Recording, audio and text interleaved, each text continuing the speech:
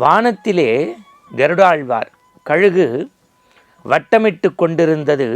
ஒரு பாம்பை தன்னுடைய அழகால் கொத்தி எடுத்துச் செல்கிறது. அந்த பாம்புவின் நாவில் இருந்த விஷம் கக்கப்பட்டு இந்த அன்னப்பாத்திரத்தில் விழுந்து விட்டது. இதை சமையற்கலைஞரும் அறியார், மன்னனும் அறியார், உணவு உண்ணக்கூடிய அந்தணரும் அறியார். யாரும் அதற்கு பொறுப்பல்ல. நண்பகல் நெருங்கிய போது மன்னன் வந்தான். தன் கையாலேயே உணவெடுத்து அந்தணருக்கு கொடுத்தான்.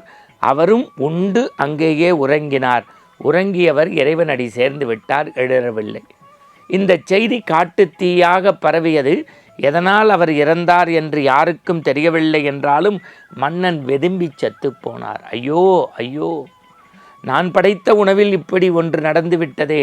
அப்போது இதற்கு முழு தண்டனையும் நான் தான், இதனுடைய பாவ மூட்டையை நான் தான் சுமக்க வேண்டும் என்று நினைத்த போது தர்மதேவதை கண்ணீர் விட்டு அழுதாள்.